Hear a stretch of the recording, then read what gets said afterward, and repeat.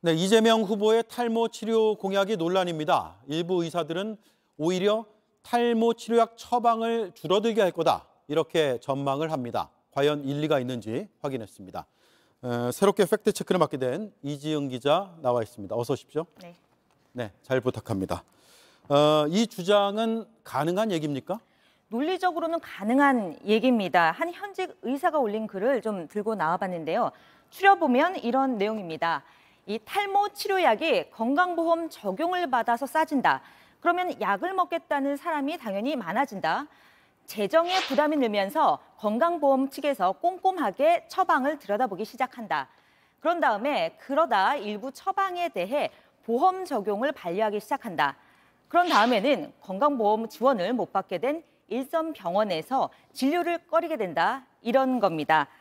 그러니까 없던 급여 심사 기준이 생기면 그럴 수 있다. 이 논리적으로 불가능한 건 아니라는 게 이 전문가들의 입장입니다. 네.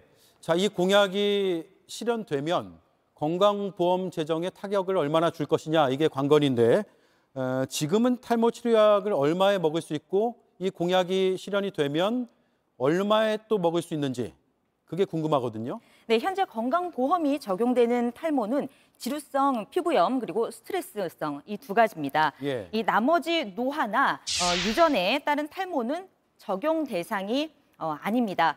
그리고 이런 경우 탈모 치료제를 먹으려면 비급여로 한 달에 한 평균 5만 원, 1년이면 60만 원의 약값을 내야 합니다. 그런데 여기에 건강보험이 적용이 되면 한 달에 15,000원, 1년에 약 18만 원 정도 개인이 부담하게 될 가능성이 큽니다. 부담하는 게 훨씬 적어진다. 네. 이런 얘기네요. 자, 그리고 건강보험이 적용이 되면 탈모 치료를 받겠다 이렇게 나서는 사람들이 얼마나 될지 이것도 궁금한데 통계나 전망치가 있나요? 그게 없다는 게 문제입니다. 우선 민주당에 따르면 이 먹는 치료약 시장 자체는 한 1,100억 원 정도입니다. 여기에서 단순 계산을 하면 건강보험을 적용할 때 1년에 770억 정도의 부담이 생기겠죠. 이것도 사실 작은 부담은 아닙니다만 일부 의사들이 주장하는 상황은 이 건보가 적용이 되면 탈모 치료약을 먹겠다는 사람이 현재보다 폭증할 것이다, 이런 건데 그게 얼마나 될지는 일선 의사들은 물론 건강보험공단도 잘 알지 못하고 있었습니다. 예. 자, 뭐 일부 기사들을 보면 1,000만 명에 이를 수도 있다 이런 내용들이 있던데 네. 이재명 후보 쪽에서는 어떻게 예측을 하고 있습니까? 네, 당연히 문의를 해봤습니다. 그런데 예측치를 정확히 말하지 않았습니다. 1,100억 원 치료약 시장에 대해서는 이렇게 얘기했습니다. 아주 과학적인 통계 수치는 아니다. 논의를 위한 제안으로 봐달라.